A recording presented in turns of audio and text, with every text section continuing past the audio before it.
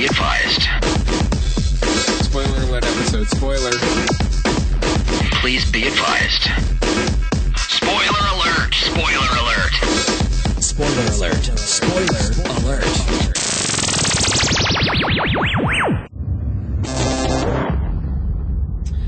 Hello, everybody. Welcome to Spoiler Ep 25. American Sniper. Ooh. You guys have demanded it. Yeah. And we wanted to do it too. Yeah. After I saw it, I called Chris and I said, you need to see this and we're going to do a spoiler ep. You know what? I just saw it too. This is very rare that I actually record the episode right after I see the movie. It's, I go to the movies during dad time, which is the 11 a.m. shows on Fridays and Mondays. Which is awesome. Yeah, that's the no dad one's time. there. Kids are in school. Yep. Had two chatty old women, though, and on one side. This was hilarious to listen to two chatty old white women talk about how Bill Cosby should be left alone. And I'm thinking, did I just hear with these crazy? Okay, all right, old ladies, enjoy the film. Oh, so great! But he was funny and he liked pudding. Yeah. Just let him be. It's easy to make fun of somebody. Was that what's happening? Yeah, that's what's happening. Woman after woman is coming forward saying how he raped me. They're just it's a lot of pressure being on a television show. Yeah, they're just pulling his tail. Yeah. Oh my god! All right, well, just to anyone listening for the first time to a spoiler episode, we're just going to talk about one movie, American Sniper, and we're going to give away everything, the ending, all of it. So if you don't want to know.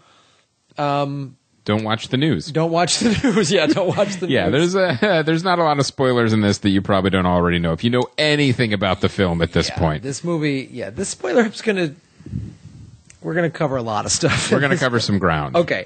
First things first, let's just talk about, before we get into all the politics and the controversy that has now sprung up around this film, let's just talk first and foremost what we thought of it as a movie. Chris, did you like it as a movie? I thought when they finally brought the bear home to the family and he became part of the family, I thought it was great. And now I think you're talking about Paddington. Oh, wait, what are we doing? No, this is American Sniper. Okay. The guy with the gun. The guy, Iraq, gun guy. Oh, right, yeah, that one. No, I like that one too. Well, there's a lot of controversy surrounding Paddington. The right and left are split on Paddington. Is he a bear, isn't he? Oh. But you know what? This movie, I'll tell you, the problem with a movie like this already going into it, you've already heard so much about it, and you've already heard controversy from all different sides. You don't know what to expect going in. So it takes a conscious effort, and I encourage everyone to do this. Go in with a clean slate, open mind. Watch the film first and enjoy it as a film before all this other noise that's coming at you from all these different areas influences how you feel about it. So I did like the film. I liked it a lot, actually, and I thought it was a really well nuanced story, basically a biopic about a soldier in war. Specifically, it's interesting too when they went through his entire life. Well, he's a Navy SEAL. He's a Navy SEAL. Like he started off. You're going to take really offense if you call a Navy SEAL a soldier. Oh, okay. Sorry. I'm not criticizing you. I just don't want Navy SEALs mad at us. No disrespect intended. Clearly. I don't want a SEAL team descending upon the garage. Yeah. If they do, hopefully they'll want to. They'll be coming down in Google helicopters. Yeah. If they do, maybe we can sell them some shirts. Yeah. So. The way they started, we start, we see his family and we see the way he's brought up and we see, ultimately that he wants to, join the military. And because of his personality, he's like, well, I need to be the best of the best. And it's instantly, he's like, well, it's SEAL or nothing. And I'm not going to give up. And you see his training and all that. And I like the way it flashed back to him being in combat to actually, the earlier parts of his life and his training. I did like that too, because it kind of kept things moving. What I really liked about the film and what I really like about Clint Eastwood is as a director, it was nuanced. And a movie like this could so easily not be nuanced. Mm-hmm. You have a character based on a real person, and you don't just show him as a cold-blooded killer. You see him wrestle with a lot of decisions in his life. You see a nice helping of PTSD, the syndrome, like how it affects soldiers, how it affects families. Mm-hmm. And, we've seen a couple of these films, and some of them, have only you and I have seen, like The Dry Land. Remember that? Like that. And we've, some of these films have gotten very limited releases, and or they just sort of missed the mark on how to handle PTSD or whatever. Correct. So this film, I thought it was interesting. It was an interesting mix. It didn't get too far into any one thing. Like, it wasn't a movie just about PTSD. Right. It wasn't a movie just about a SEAL sniper. Right. It wasn't a movie just about the horrors of war. Mm-hmm. Clint Eastwood really kind of gave you basically a portrait of a person, and you get the good with the bad. Now, of course, there's some controversy. Well, there's a lot of stuff in the book that and the tour that wasn't in the movie. Mm-hmm. And mm-hmm. I would say the biggest problem I had with the film is the way his death was handled, with a card coming up at the end. And that was. And let me just, before I talk about anything else, let me just talk about what's wrong with that on a narrative story perspective, because what you have here is basically you have a tale of a nuanced hero, but hero. Mm-hmm. He is a hero. He's a hero of the story. So when you have the hero of a story, you have tragedies, you have setbacks, you have action, you have basically an adventure. Now, going back to the Joseph Campbell definitions of these, every time you have an epic story with a hero, there has to be part of the death is part of that story. Right. Especially, and it's usually a tragic death. Like, imagine if we read the story Beowulf, and after he killed Grendel and then killed Grendel's mother, a card came up, and he was killed by a dragon later. So but it's like, narratively, that's what we're getting. It's like, you can't do that. You can't, as like Robin Hood. Oh yeah, and he died, later. Yeah, you can't do that to us as an audience, as audience members. So, and it was such an important part of the story that he was helping vets try to get through this, but he was taking him to the shooting range, and that's how he was killed. You can't just have the wife close the door and a card come up. I felt it was really handled poorly. Now, I thought it was a really poor choice to end the film and to codify his life, because you could actually really make some great parallels here about the horrors of war and death and senseless violence and all that stuff, but you chose not to do anything. You literally just stopped the film and showed a card. So I think as a filmmaker it was a lazy choice, and I'm saying this as someone who really liked the film and thought it was a deeply nuanced film all the way throughout, and I think the end was like kind of just My question to that is, you and I were talking a little bit about it before we recorded this, is he was killed 2 years ago, February of 2013. So I just wonder when production began. I wonder if that had something to do with it. Maybe I'm wrong. Mm-hmm. Just kind of speculating, maybe. Yeah, I'm just speculating that maybe they're just, from a time frame schedule and wanting to get it out by the end of 2014 to get it Oscar consideration, was that scene just, we couldn't. I don't know. Maybe. Yeah. But because I agree I totally agree that I was like, it felt more like a choice that was the wrong choice for the for the film. Because the big part of it, and again, in the book, which I have not read, but in hearing about the book and in hearing about who he was this, he was called the Legend, and in his book he was like, they were savages. I was good at killing people, and he was kind of like in interviews and publicly was like sort of kind of believing the hype. He got a lot of celebrity status as a result of this. And so when he rotated back, he'd be like, yeah, man, that's what I did. So, and he how he chooses to deal with his PTSD is to take guys to a shooting range. Mm-hmm. And the fact that was in the film thematically, we're still just talking about the movie now. Right.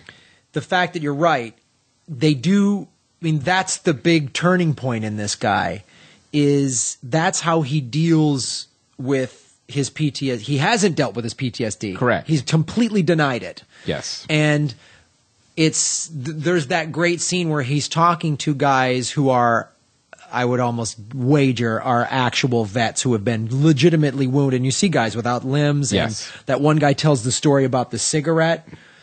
I doubt that's in the script. I bet you $100 that's that guy's actual story. Wow. You know, and that was like, at least that's what it felt very real to me. Like he's talking to real vets, having gone to the Naval Hospital in San Diego and spoken to some guys on several occasions who have been torn up like that and lost limbs and serious injuries, and have them tell their stories. That felt very real to me. So I definitely agree. Like that's this big part of this hero's story, and then it's just like, oh, by the way, like. No, that's huge. That's huge. And then it's like, you know, the other thing was the setup right before the card was that he was dealing with his PSD. Everything was better. His wife says, I'm glad I got my husband back. I'm glad I got my husband back. And he acknowledges it like, well, you were worth fighting for. Right. Like, so it acknowledges not only was he better, that he had been working very hard to get there. Right.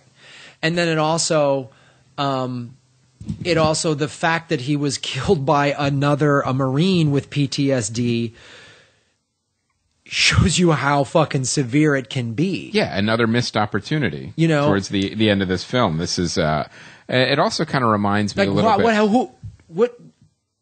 What actually happened to this Marine that did? Like, what the fuck happened? What does he had to say about it? Like, yeah. I'm sure he's in prison. Yeah. Unfortunately, but what is he? What is his explanation? Yeah, don't end with just creepy guy getting in a car. Yeah, you know, and the wife goes, "Huh?" Yeah. And also, you have this interesting parallel of like Patton or T.E. Lawrence, where you have Patton went through the entire war without a scratch and then died in a car accident. Right. And same thing, T.E. Lawrence, entire Lawrence of Arabia, and then it was motorcycle. So. Yeah, and but I want to. So that is a thing, but I agree though that ultimately it's a good movie. It's very good. Yes. I loved it too how they open up, and this is in the trailer, of him, you know, he's got eyes on a woman and a kid, and then she hands the kid a grenade. Right. And what do I do? Right. And he's like, do you guys got eyes on this? And the people, whoever he's talking to, command or whatever. Right. It's a no-win situation. He either kills a kid or the kid kills his friends. Yeah. Like what? How do you can't win unless Batman comes down. Yeah, exactly. Exactly.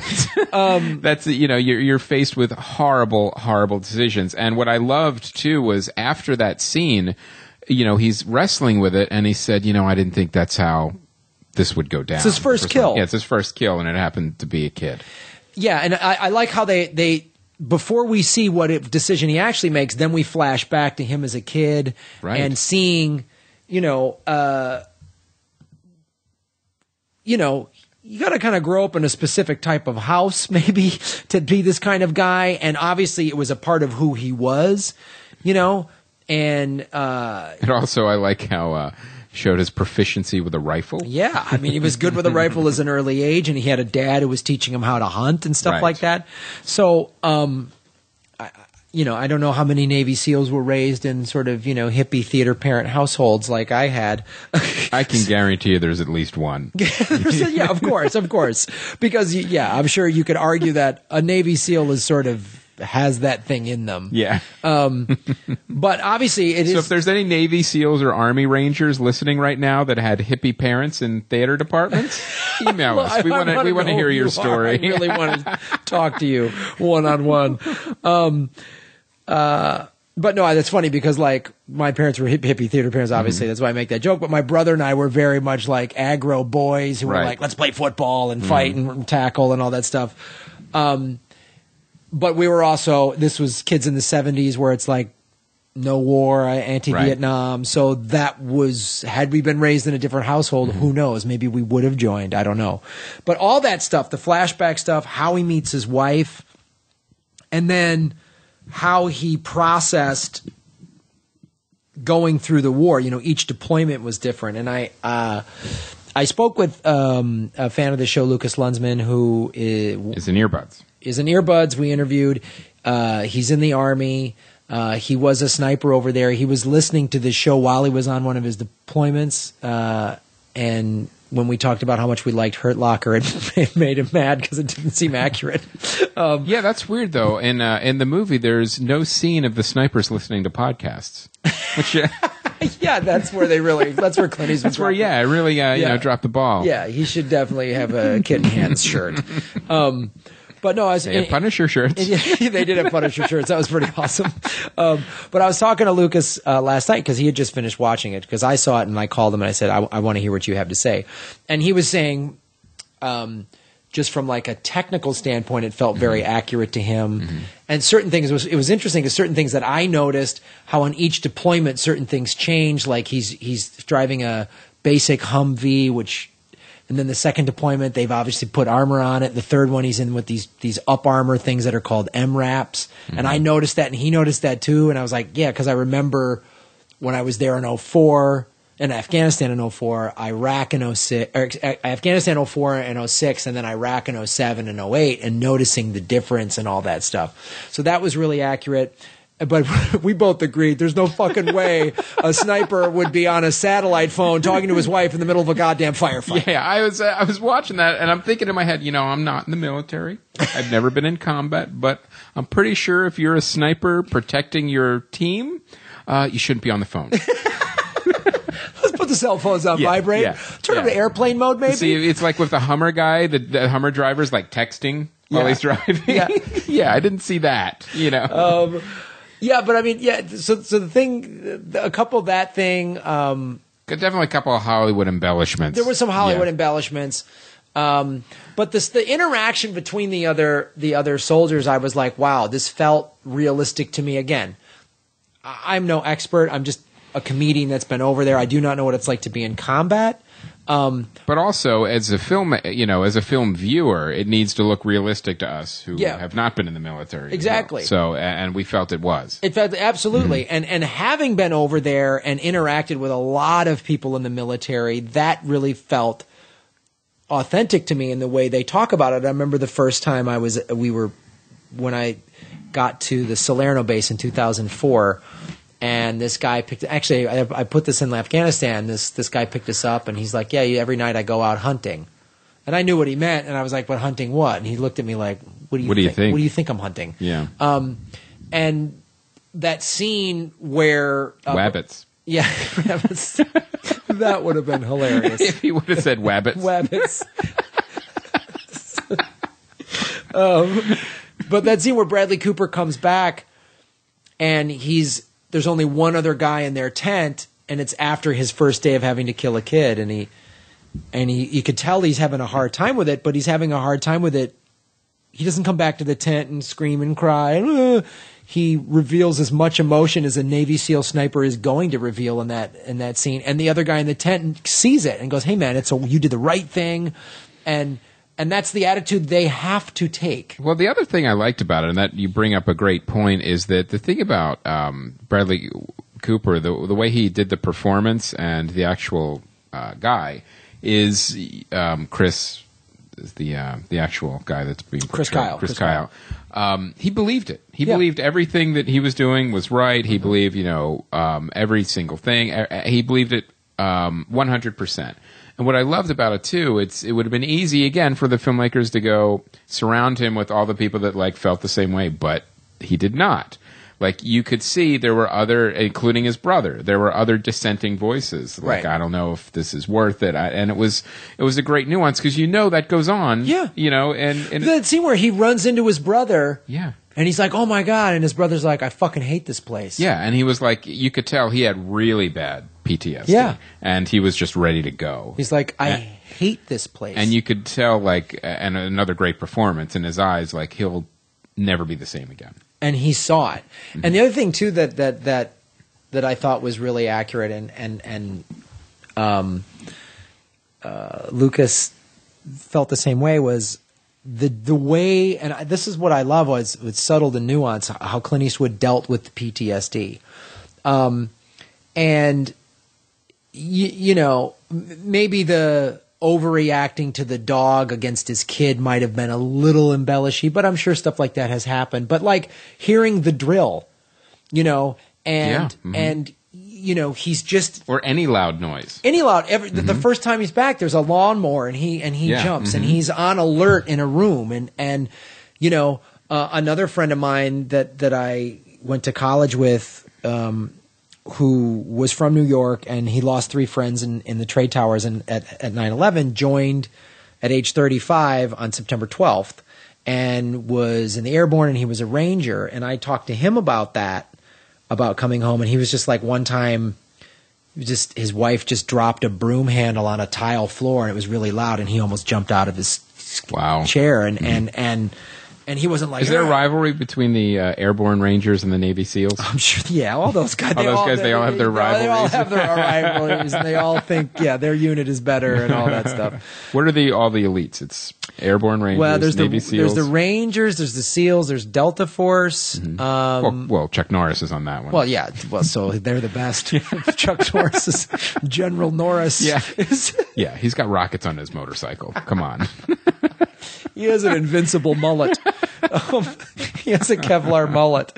No, but my friend, my friend Tim, who was over there, was a gunner in a Humvee, and he was in Fallujah, and he had crazy stories, and he would say stuff like, always have to have his back to the door, have to see all the exits, and the handling of PTSD was. I really liked it because I've had to deal with a little bit of that in terms of I've never been in a firefight, and I was telling this to Lucas last night, but I was on a helicopter that started shooting at someone, and we were on a helicopter that was about 35, 40 minute. They were shooting at someone, while I'm in this helicopter, and I always hear helicopters before everybody, like when I'm out surfing, especially if we surf down near San Onofre, which is near Camp Pendleton. Mm-hmm. I'll hear military helicopters before my buddies do, and have to know where they're at. Well, they're tracking you. They're tracking, yeah, they are. They're like, there's that damn hippie. There's that godless hippie who we let into our war zones. So like those things, and I remember there was a song that was played. This soldier showed me when I was in Salerno. Some guys had died in his base, and one of the guys in the unit put together a slideshow of the funeral they had on the base and put some music to it. And it was like, I remember and he was showing this because this just happened a month or two ago or whatever. And it was showing to me, and there's this song, and it was like, oh my God, it was really heartfelt, and I've forgotten the song, but every time I hear it, it strikes me, but yet I cannot tell you what the name of the song was, which is a weird thing, but I thought Clint Eastwood did such an accurate... She blinded me with science? Yes, that's what it was, Chris. Science! Anytime I hear that, I start crying, and I break out in a cold sweat. Oh, I'm back in Salerno in Afghanistan. It's poetry in motion. Good heavens, you're beautiful, or whatever the lady's name is. See, I don't remember her name from the song. But like, I liked all that subtle stuff, and how he did slowly work through it. And that when there's that great scene with the guy at the VA. And I like too that he denied it for so long. Yep. It was like he just kind of got quiet. And eventually it got through. Yeah, and the whole like guilt of I'm back home while my guys are still over there. Right. And again, I don't know what that's like. I remember though coming back after doing comedy tours and being like, well, I need to go back and do more shows. I remember when Scott Kennedy told me after he had done a small base that a commanding officer said that every time a comedy show comes through town, like the suicide rate drops. I know, you were saying that. And I remember just feeling like, I'm not doing enough. You know what I mean? Mm-hmm. And then there's the whole, well, I haven't earned the PTSD. People have had it harder than me, so I don't have it. Right. And Clint Eastwood handled that really well with Chris Kyle. So overall, I really liked and did a good job. The ending card thing was a little like, I don't know that I was as disappointed or mad as you. I definitely was just like, oh man, like, that was an awesome ride. And then that, like, I'm getting off too soon. But I kind of felt like, here's a quick spoiler coming up with Unbroken. we talked about this in Unbroken, it doesn't go into in Unbroken, like, the Allies come in the end of Unbroken, and that's it. And then they just show the actual footage of the actual guy running with the Olympic torch through Japan for the Nagano Olympics. And you're like, wait, what happened? How did he forgive the Japanese 50 years later? I felt the same way. It was just sort of like, that's a huge part of the story. A little bit of a gloss over. A little bit of a gloss over. I mean, I know you can't do a 3-hour movie. Right. But, there's other places you could cut. You could definitely tighten and okay. tweak So here now, and there. what do you think? Should we keep talking about the film, or should we get into these? The controversy on Yeah. it. You know what? I'm trying to think if there was some other points I wanted to make. I wanted to make a point about the acting. I thought the acting was excellent. I thought Bradley Cooper. Bradley Cooper. I almost said Chris Cooper. he's- Different guy. Bradley Cooper. He did an amazing job. And what I love about watching his evolution as an actor, he did a great job in this film. But also, he also voiced a Rocket Raccoon in Guardians of the Galaxy. To see his versatility, I'm really liking him more and more. Bradley Cooper. He's proven again and again he's not just another pretty face. He's got the goods. Even close. And this is just again from an acting standpoint, like whatever your opinions are on the actual Chris Kyle and his book. Right. Mm-hmm. As an actor, Bradley Cooper, those scenes where, okay, you're a Navy SEAL. Mm-hmm. You're the toughest motherfucker on the planet. And yet in these close-ups, we saw the depth of his emotion. Right. In such a subtle way, which is like, it was so impressive. I think, and I'm so glad Bradley Cooper is nominated and for this, because it's a great performance. When you were watching this movie, did it ever occur to you, like it did during some of the battle sequences? I was watching this and I thought, you know what, this is a hard movie to direct for an old man. Like, because when you think how old Clint Eastwood is, right. How complicated this film was. And I just like, wow. I mean, it made me like it even more. It was really that Clint Eastwood is literally not even slowing down. Not at all. And this is another thing that Lucas said. He goes, it looked like Iraq. It felt like Iraq. Did, yes. You know what I mean? Mm-hmm. Which is like, that was an amazing. And again, that goes to what you're talking about. All these rooftop setups. Right.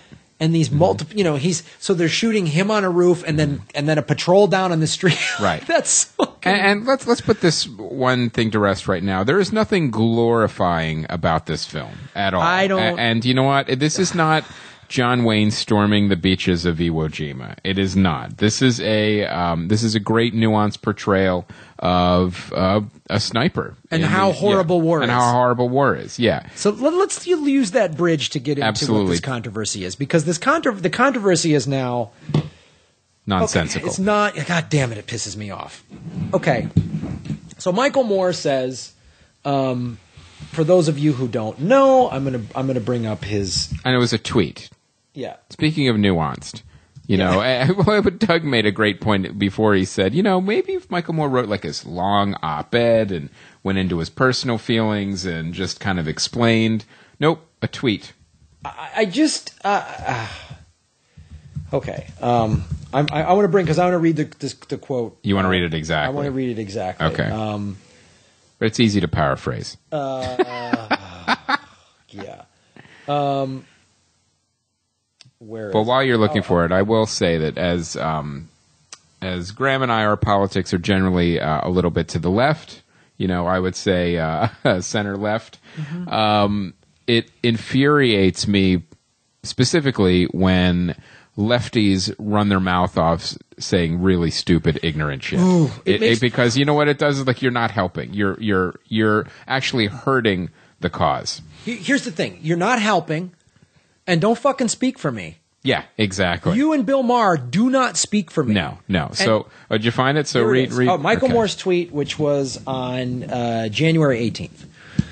Sniper. On tweet, yeah. So, my uncle killed by sniper in WW2. We were taught snipers were cowards. We'll shoot you in the back. Snipers aren't heroes, and invaders are worse. Okay. So here, where do we begin? You know what? I'm going to begin with this because I thought about it, and I was actually more angry at Bill Maher because Bill Maher actually a lot of times makes cogent arguments, and he can back up a lot of what he says. And he's funny. And he's funny with a reasonable you could get to, even if you don't agree with him, you could kind of get to where Sure. he usually goes with what he's saying. Like, there's some kind of logical progression with his thoughts. Now, Michael Moore, it didn't bother me at all what he said, because it's not even an opinion. It's not even it's not even a statement. It's just nonsensical bullshit just spewing out onto the internet. There's no content there. Right. There really is. It's just nonsense and nonsensical. And what really, in fact, what it really did is make me sad, because I like Michael Moore and I've liked his films. And if you ever watched the TV Nation, the TV show that he had for a long time, not a long time, I think it was only 2 seasons. It's brilliant satire and it's fantastic. And it was, at the height of his game. But now you've got basically this tweet is the equivalent of a cranky old man saying, "Get off my lawn." It's really what it is. And what it is it's a nonsensical statement that is front-loaded with hate and ignorance, and it's everything that he supposedly stands against. And it just kind of made me sad more than angry to read that. Here, I'll say this. I've met Michael Moore. I was at his festival with Doug Benson. We did Doug Loves Movies at the Traverse City Film Festival, spring of 2013, so almost 2 years ago. Very nice guy. I like the guy. Here's something you probably don't know. He hires vets. Yeah, exactly. He he's made this big push in Michigan to have like a hire a vet campaign. He refurbished this theater in Traverse City, and he like the popcorn cuts the prices. He's like, these $7 popcorn. He subsidizes everything. He cuts it down, and he goes, I hired an Iraq vet to be my projectionist, and he does all this stuff. When he says shit like this, I'm like, this is when liberals do this, I'm like, this is why then the right wing just goes, oh, you guys hate America. And it gives them so much ammunition. It's like, stupid. When Ann Coulter says something crazy, it's like, why is everyone, shocked? That's what she does. Right. The difference is with Ann Coulter is it's very calculated. It's calculated when she says something crazy. It's to sell a book, or she's got an appearance coming up. Or she goes off her meds. Whereas Michael Moore, I think he's kind of gone off the deep end. And it's like I said, it's like an old man yelling to get off the lawn. This doesn't make any sense in a lot of levels, because, okay, snipers in the we had snipers in World War II, Michael. Yes, on our side. On our side, by the way. Your uncle, I'm sorry. And they probably saved some lives. I mean, there were so many stories of American GIs getting, they would capture some Germans and say, oh, we're going to take them back to base so they can be prisoners of war, and then go, oh, by the way, they tried to escape. We had to shoot them. So they're shooting unarmed prisoners of war. Okay. War's fucking awful, man. Yeah, war's horrible. War's horrible. It makes people come home from war. They're not the same people. My uncle was a Marine. He joined at the end of World War II. He fought in Guam, and then he fought in Korea.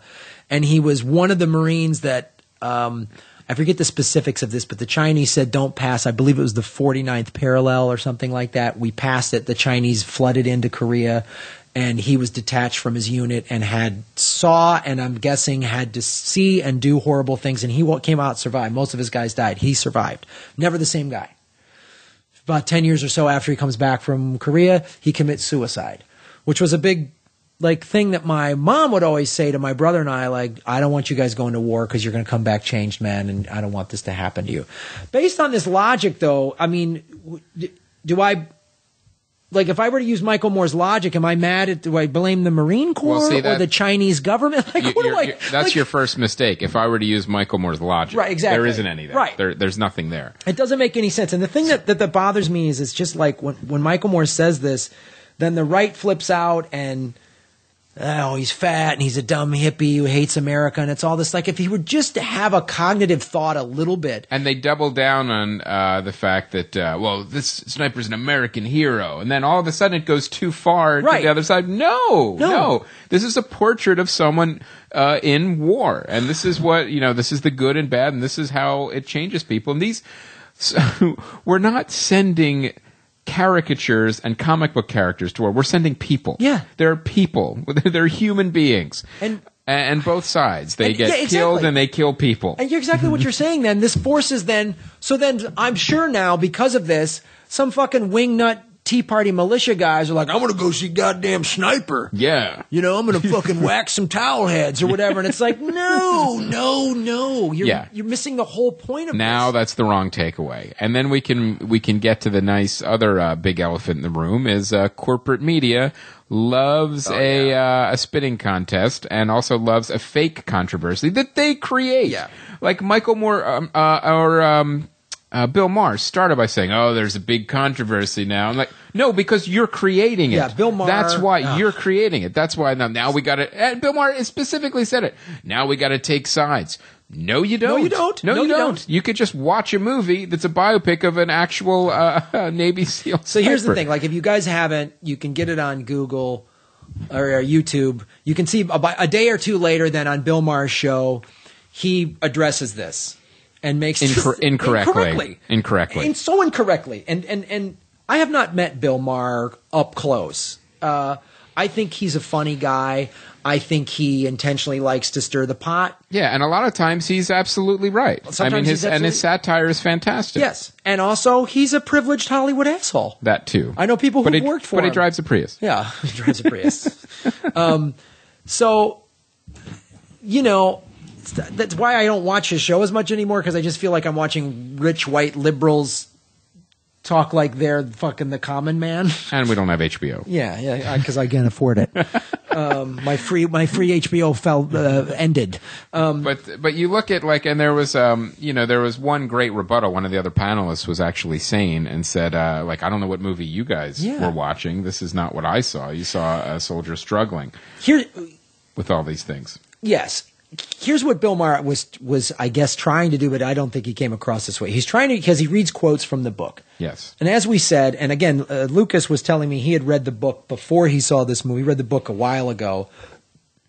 And if you want to make an argument that the book makes Chris Kyle seem like a sweetheart when he isn't, okay. Or the movie does. I'm sorry, yeah. The movie makes Chris Kyle seem like a sweet, more of a nice guy than he was. Glossed over more of the rhetoric that's in the book. The rhetoric, and especially after he rotated out and was was doing a lot of interviews and was talking all this some basically trash talk. Yeah, kill them all, let God sort them out. You know what I mean? Like that famous quote from Schwarzkopf of "It's not my job to forgive Osama bin Laden. It's my job to arrange the meeting.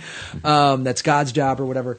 So there's a lot of that rhetoric. Now, and that's a fair complaint. Sure. Mm-hmm. You know, the movie made him. You know, we talk about that a lot. We talked about that with Selma. Yes. And there's some liberties. And the depiction of LBJ, which, by the way, the director Ava, on her Twitter post, put a really great article that a woman wrote. Saying about LBJ and saying, well, actually the movie was kind of a little accurate, this, and this, and it's an excellent article. So, and I read that article and went, oh, okay. This is a little more information. Maybe still some poetic license. Still some poetic license, but a fair article because, again, people way overreacted on the Especially it's one scene. It's one scene. It's not like the entire movie. Yeah, it's not like someone was on their cell phone for the entire war. Right. So getting back to what Bill Maher was saying, but he's like, oh, so we're just supposed to say, yeah, great, he's an American psychopath and kill, and then he makes the dumbest point. Bill Maher says, well, he refers to them as savages, the Iraqis as savages. He goes, well, if he's a Christian, this is a Christian country. What the fuck do you think Bill Maher says in the green room when the cameras are off? Can you imagine? And he goes, then that doesn't sound very Christian. Okay. And Bill Burr is the comic on the show. Yeah. And thank God Bill Burr chimes in and goes, wait a minute. You're quoting a guy out of context. And this is war. Yeah. People say horrible shit in war. Because they're being shot at. What the fuck? And let me someone who's never been in a war, Bill Maher. Let me say this, and I got to make this point real clear. I doubt Bill Maher, Michael Moore are ever going to listen to the show. I hope they do, and I want them to know. Their PAs might be listening. If your PAs are listening, or anybody in either of these guys' camps, know this. I personally am a liberal. I'm not a Democrat. I was against the war in Iraq. I voted against Bush any chance I could. Which was twice. I'm from Chicago, so I had a couple to do it a few more times. I had a couple dead guys vote in my behalf. And build some more parks. Yeah, exactly. Gonna vote early and often, just as Mayor Daley said. And I'm not a big fan of organized religion. But this is the dumbest thing I've ever goddamn heard. Like, and here's the thing, and this is what you were saying too about dividing the country. I was against the war in Iraq. I petitioned all my representatives, and I was against it. Once it happened, I was like, well, I don't want this war to fail just so I can say I told you so. Exactly. And because that is ludicrous. And Democrat or liberals that were doing that, you're just as stupid as these Republicans who are just We're sabotaging the president, for 8 years. For anything. Yeah. Oh, socialized healthcare. It's actually helping a lot of people. Why'd the website crash? Because millions of people don't have fucking healthcare, you dipshit. Like, I'm saving $300 a month now because of Obamacare. So that thinking doesn't help. And Bill Maher saying this, what the fuck do you think happens in a war? When someone is shooting at you, do you think you're like, oh, I love them, they're the thing. And then he talks about, he goes, the first scene, he's about ready to shoot a kid that's been given a grenade. And like, what you, the fuck? And you actually see him wrestle with this. It's like, I don't want to do this. And it's like, what am I supposed to do? And then, he had to kill the mother, too. Yes. He had to kill the woman, too, because she picked it up and threw it. And, in fact, he hesitated, so she actually she threw it. But luckily, he got her in time where his buddies weren't killed. So it's unbelievable. Like that was his job. Well, we hired him to kill children in a foreign country. It's ludicrous. It's absolutely ludicrous. So, and to act like these guys weren't human, and they were. I mean, war does horrible things to you, but you could see it in his eyes. He didn't want to do this. In fact, the soldier that was stationed next to him that was to protect him, the sniper that I think it was a Marine. And he was like, hey man, great job. And he was like, shut up, get off. Yeah, shut up. This is horrible I just had to do.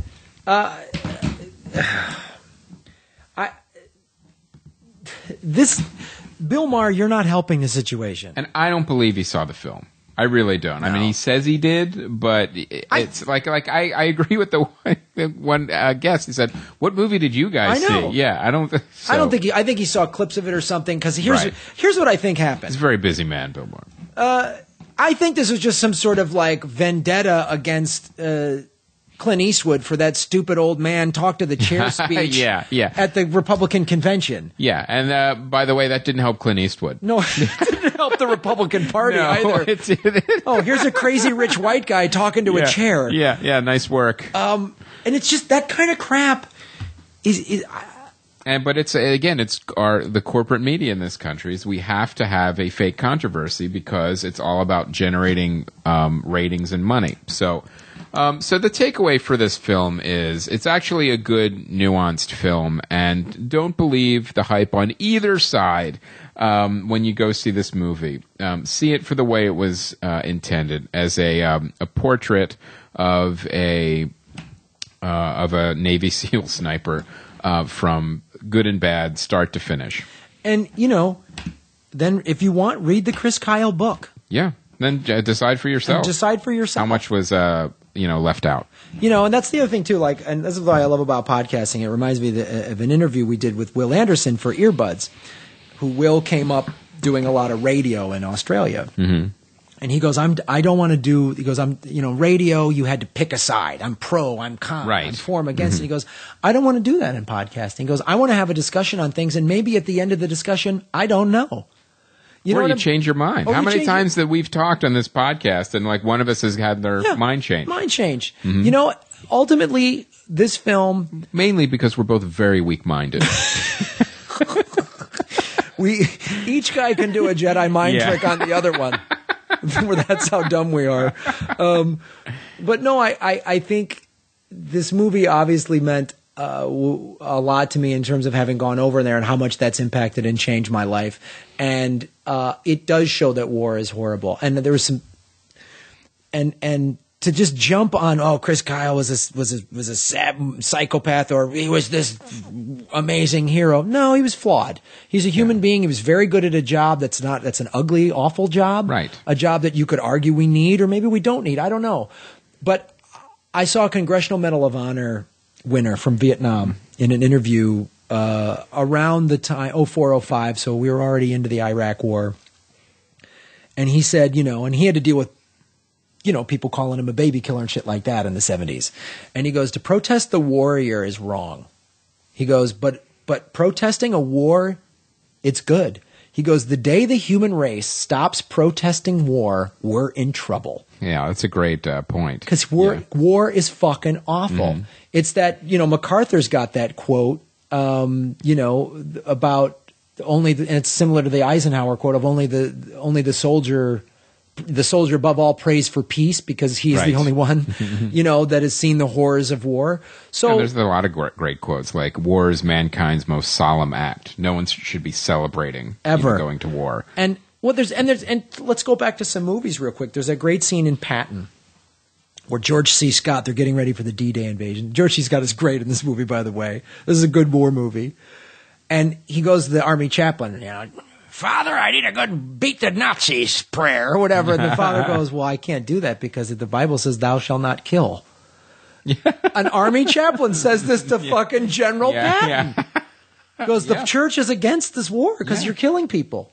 And he's like, and whatever. He's like, give me a good one, which is great. But then there's also, and you referenced it earlier, in David Lean's Lawrence of Arabia, there's that great scene where Peter O'Toole goes, the worst part about this war is I actually started to like it, and well, I love and David Lean is such an amazing filmmaker. Like, he showed T. Lawrence with a Christ complex, but there were all these great subtle filmic techniques, like giving him stigmata too, like the wounds on his back opened up again, like Christ's palms. It was really fascinating. It's one of the best movies ever made, is Lawrence of Arabia. It's so amazing, and I think this is, and I really liked Hurt Locker. It's okay, Lucas. But I think this thus far, I think I like this movie better than Hurt Locker, I liked Hurt Locker. I liked Hurt Locker a lot. I think this is the best movie about the Iraq War that we've seen thus far. Although I'd like to put the ending of Hurt Locker onto this movie instead of the card. yes, that card. Oh boy, that's still irritating me. But yeah, and it's the best movie that we've seen thus far in terms of dealing with PTSD and the specific PTSD from this war. And the Dry Land was a pretty good portrayal of it. Dry Land's a pretty good portrayal of it. But that actually was all coming home. There was no combat in that. There was no combat in that. This, I think, has the where it comes from, what happens, and it's worth seeing. And you know what, guys? We want to hear what you have to say. Email us. We're still working on getting the message boards fixed. I'm really sorry about that, but they should be up and going. New people should be able to register soon. If you've already registered, if you're a longtime fan, you can post. It's just new registrations we're having an issue with for some reason. Right. It's some WordPress weird thing. Yeah. Brian's on it, though. The wolf. Yeah. The Lobo's on the case, guys. Love to hear you guys' comments on this, and send us an email or post something on the Facebook page. And love to hear what you guys have to say about this, because I'm actually exhausted from this episode. It's an emotional one, man. It was. I saw it over the weekend, and I've been thinking about it a lot and what I wanted to talk about, and then talking to Lucas and talking to you, and and then watching Bill Maher's clip and getting infuriated. Anyway. Thanks. So that's your spoiler ep. That's your spoiler ep, guys. Number 25. We really appreciate you guys listening, and we love that. I love that film can bring about these types of discussions. It doesn't have to be a stupid red state, blue state yelling debate. It doesn't have to be that. It can be a discussion, unless you're Bill Maher. All right, that's our episode, you guys. I am when is this dropping again? This is dropping Now? Thursday. Okay. So I'm currently in Lake Tahoe as you're listening to this. I will be doing Comics on Safari at the Bray Improv February 11th. And this just added, I don't know if it's on the website yet, but it will, is February 14th, Valentine's Day, headlining the Hollywood Improv, which will be a fun night. And then, of course, in Vegas, the 17th through the 22nd. Nice. I will be actually in Lake Tahoe for Valentine's Day. I'll be the 11th through the 15th. The Improv at Harvey's in Lake Tahoe, 2 weeks after you. I believe. Nice. Mm-hmm. I'll try not to get the place burned down. Good luck. All right, you guys. My name is Graham Elwood. And I'm Chris Mancini. And as always, remember, Han shot first. Take the shot.